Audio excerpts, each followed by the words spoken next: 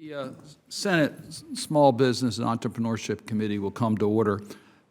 Let me point out, I do expect my Democratic colleagues will be here. We've contacted their offices, and they are very much participating in this business meeting in order to report out the nomination of Delawar Syed. I think everyone is aware that we cannot establish a quorum for voting without Republican participation. I've been informed by the Republican side of the committee, through Senator Paul, that none of the Republicans will be attending today's business meeting, and that is by specific design not to show up at this business meeting. So I would like to begin by thanking each of the Democratic members for their help and participation in joining us today to take this overdue action on Delawar Syed's nomination to serve the American people and American small businesses as Deputy Administrator of the Small Business Administration. Unfortunately, due to the continued intransigence of our Republican colleagues on the committee, we have not met the quorum required to act on Mr. Syed's nomination. Well, I'm disappointed and would like to remind everyone that the actions of our colleagues are not harming us or the President, Biden, or Mr. Syed himself. The people that are being harmed by our Republican colleagues are the millions of American small businesses who are counting on the SBA for support through the pandemic, as well as the long economic recovery that lies ahead. The committee held a hearing on Mr. Syed's nomination on April the 21st, exactly 5 months ago. During the hearing, several of our Republican colleagues raised concerns about the PPP and EIDL loans received by a company that Mr. Syed was involved in as the CEO.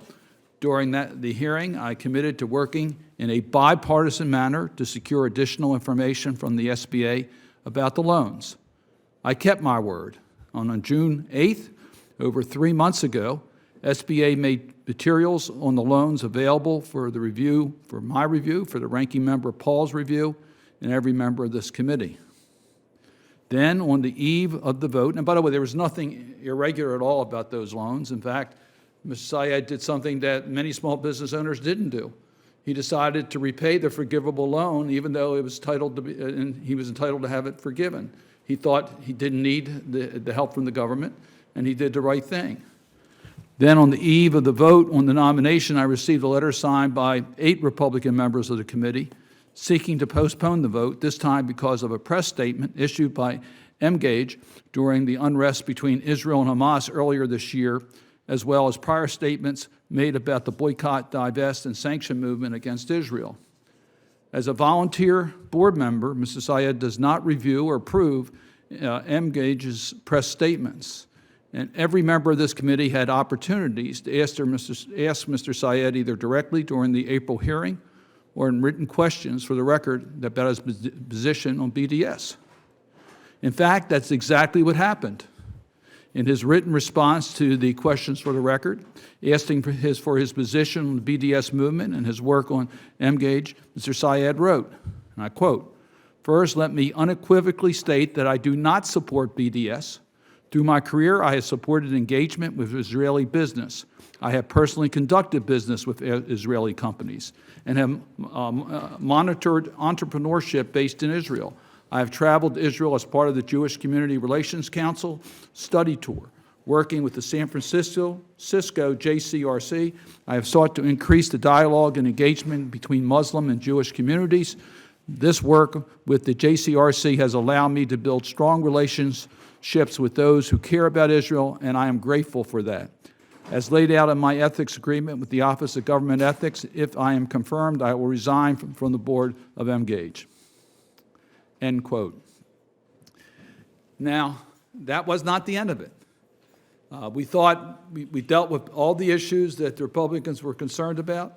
Then the pretense for denying the committee opportunity to advance this critical nomination shifted for the third time.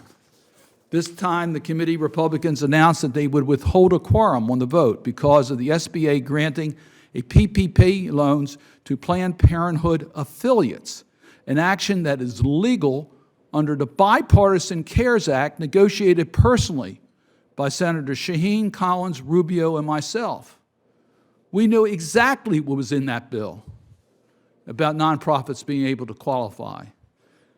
The behavior of my Republican colleagues is a continuation of the disregard for the SBA and American small businesses that began under the Trump administration. The Deputy Administrator of SBA is responsible for the day-to-day management of the agency, so this position is vital to SBA's success.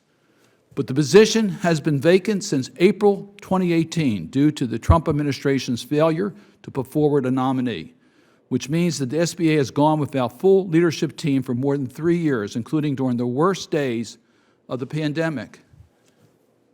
This committee recommended Congress approved incredibly new responsibilities for the SBA during the COVID-19 pandemic. We gave them so much more responsibility, and we urged them to take action as quickly as possible to save America's small businesses and our economy. And then we expected SBA to provide such additional information to our constituents as well as our committees in order to carry out our responsibility during COVID-19. And yet the Republicans are not willing to give the SBA the leadership it needs in order to carry out these additional responsibilities. The partisan, unnecessary, and unconscionable inaction of our Republican colleagues show no concern for the millions of small businesses still relying on SBA support to survive COVID-19 and rebuild for the future. Delaware's Syed has spent decades building and scaling successful businesses as well as advocating for underserved small businesses, and it's clear that he is eminently qualified to help lead the SBA. The constantly shifting accusations that my Republican colleagues levied against Mr. Syed are without merit and are blatant attempts to score political points rather than do their jobs on behalf of America's small businesses. I regret that my Republican colleagues are intentionally not appearing before this committee to establish a quorum so that we're not able to report out Mr. Syed's nomination to the full Senate.